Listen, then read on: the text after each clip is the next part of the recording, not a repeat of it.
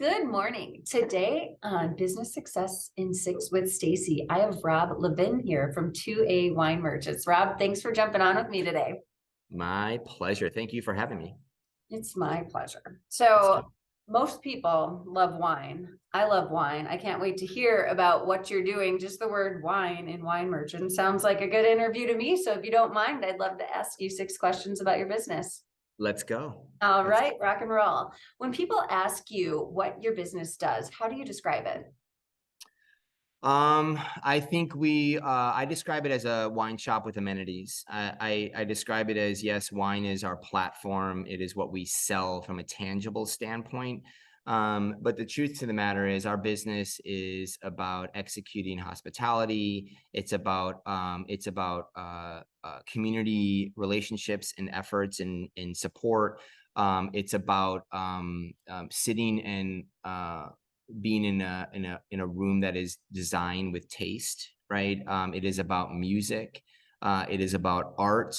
It is about paying it forward and giving back. It is about supporting other small businesses of all levels. It is really, to me, a community center that serves wine at the end of the day. Sounds lovely. And I love that when you talk about community center, because you are experiencing so many different things when you walk into 2A wine merchants, right? Sure. Yeah. What were your plans when you started your business and how have they changed? I know you said you started towards the tail end of COVID, although that can be, Yeah, we're still in the tail end of COVID, I think, unfortunately. But yeah, I mean, the business started before 2A became the business really started with the desire and the thought to open a restaurant before COVID. And as we were getting close to finalizing the lease, we pulled out of that lease because the week after the country shut down. And so during that process, we didn't stop looking, we didn't stop searching, we didn't stop kind of negotiating what do we want to do next. We kept kind of grinding through, and everything that we kind of thought about as we were going through this process, everything kind of shrunk and shrunk and shrunk. In the midst of COVID, signed a lease to open up 2A Wine Merchants. And so we went from this full-blown restaurant, 2 stories, banquet room, the whole 9 yards, to a 1,600 square foot retail shop. wow. And I can't imagine, like, it makes more sense, like hindsight 2020, like you say, to actually grow into something than be so big and not be able to handle it. So that was a really, really smart business move.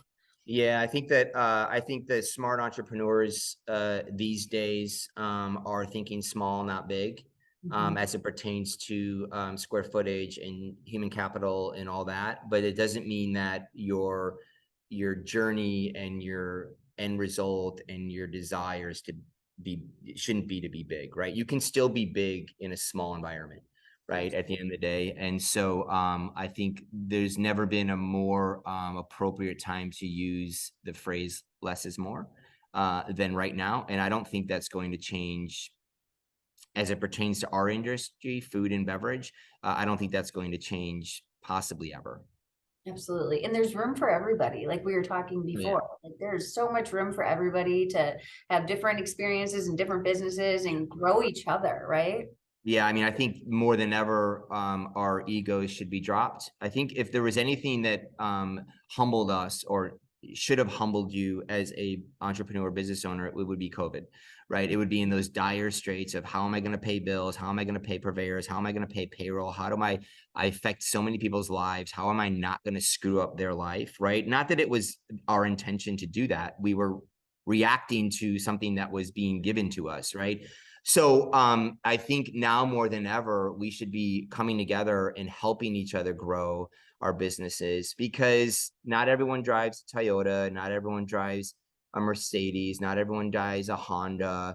But if you go down, if you go down Silver Spring, there's 13 different dealerships next to each other, right? And they all have their purpose, just like we have our purpose in all of our and all of the other wine shops in the city have their purpose. We support, respect, and want them to be super successful, because none of us individually will be successful while the rest of us fail.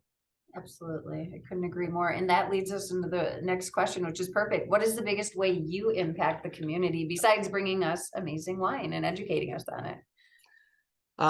Yeah, I mean, I think the biggest way that we impact our community here is by being gracious and by being just every day blessed to have, people walk in the door and walk out feeling as if they came to the right place.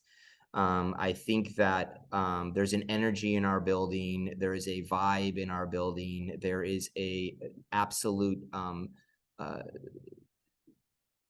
focus on hospitality and relationship building. We just want people, we want people to walk out and go, holy shit, that was not what we expected, right? And I think we do that more often than not. And that is the initial fish hook into any one individual for our business as we give it back to the outside of our business. And that is what long-term will build our company. That's beautiful. And I can already tell when you walk in there, a lot of people think wine and they start thinking like snooty patootie, but you can feel already that the positivity that, that you are expressing, that other people are going to feel that as they come in and out, and the butterfly effect continues. It just, I hope so. I mean, we don't really care. We're just so happy you're drinking wine, right? Like we don't, and that we can maybe bring you to something that you weren't anticipating liking or trying or drinking or what have you, right? Our goal is not to say this is what you should drink. Our goal is to say, what do you like to drink and what is your price range?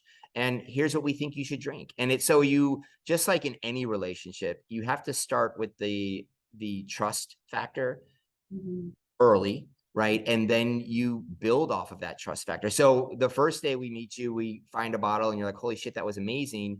And then the 10th day that you come in, you say, just find me something. I want you to pick me something. What's new in the shop? And to me and to us, that you couldn't ask for a better review than having people come back in and just say, just whatever you want to do. We trust you. what a compliment. Absolutely. Yeah, totally. So what is one challenge that you have faced that other business owners could learn from? Yeah, I don't think that we have no unique challenges, right? I mean, I think we're all challenging in the same world, right? I think that the biggest challenge is to stay relevant, and to not become stagnant, or think that because you had a good day or a good week or a good month, that that's going to translate to the next month. I think that, again, the silver linings in COVID as entrepreneurs, if you're a great leader, you found them. And one of those things out of 100 of them is don't take anything for granted, and always brainstorm on what's next. And if something's not working, don't be scared to lay it down and move on, right? Not everything's going to work. Not everything's going to stick to the wall, right? The pasta's not ready all day long, right? And so it's important that you have the ability to humble yourself and say, listen, I'm not going to put any more energy into this. Let's try this. Let's do this. Let's keep going here. Let's shift over here. Listen, let's get out of this mode. Let's get into this mode. And that's a full-time job for any entrepreneur, to always have this brain moving. The minute you think it's okay is the minute that someone's going to go somewhere else. And so for us, it's like, it's exhausting as an old school entrepreneur. You have to be relevant in your shop for sure, but you have to be relevant on all the social platforms, right? Which is exhausting. Yeah. Right. And listen, we get it. We have to do it. We enjoy doing it in some aspect, but it's when you have, your PR team or social team saying, hey, listen, we need 3 posts this week. What are you going to do? I'm like, I don't want to do anything. But the minute that you say, I don't want to do anything and give it a week rest, someone else put up 4 posts and they just gain that rest. So it's staying gritty, persistent, keeping the skin in the game, getting your employees involved, listen to them, right? Invest back into them, right? And together as a company, you will move forward, right? Absolutely. And I think you hit it on the head there too, is getting your employees involved, getting other people involved, because great things don't happen by just one person sitting in a room by themselves. Great things happen when we're communicating and sharing and connecting. My So gosh. Yeah, that's I will always say that I'm the dumbest person in the room. I will always say that because I never fully feel comfortable with knowing what I know. And I never, and that goes with like talking about wine, that goes about talking about business, whether it's finances, that goes about talking about design, whatever it is. Like I know, like, I feel like I know what I know what I like, right? But that doesn't mean it's teachable, right? And it doesn't mean that anyone wants to hear it, right? And it doesn't mean that it's right, right? I think it right is what's right for me, what's right for you, Stacie, et cetera, right? But like, but so I think that, yeah, it's being humble is the number one thing you need to be as an entrepreneur. absolutely. That's brilliant. Absolutely brilliant. So I'm the dumbest person in the room or in the chat room right now because it's Not just at learning all. so much. Thank you for all that. My So God. what does the future look like to you? And do you have an exit plan? Uh, yeah, exit plan is probably death. It's like, so You whenever that enjoy happens, I don't really see myself ever retiring. I feel like as we grow our company and our business, will I be in the shop? No. Will I be in the restaurants? No. But I will always, I love hospitality. I love mentoring. I love leading. I love talking about what we're doing. I love getting people excited about what we're doing, right? I love listening and learning from others. So I don't think retirement's ever in our plans. Will we ever do another retail shop? We never say never, but it's highly unlikely for us Okay. to do another retail shop. We are in the process of opening a restaurant. We are in the process of building out that restaurant right now. It's, again, going back to what we said initially, small is best. It's 16 seats, it's 5 employees, it's dinner only, it's 5 nights a week, but it's specialized, it's elegant, it's casual, it's all about hospitality, it's all about product, it's all about the experience, right? And so again, less is more.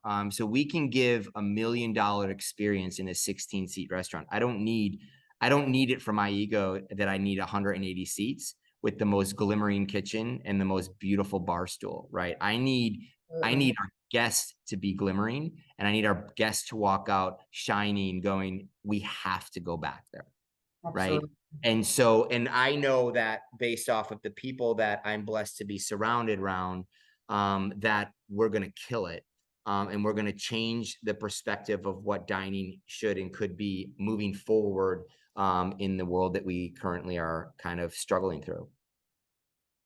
Well, I cannot wait until that opens. I'll tell you that. That's really cool. The You're experience. invited.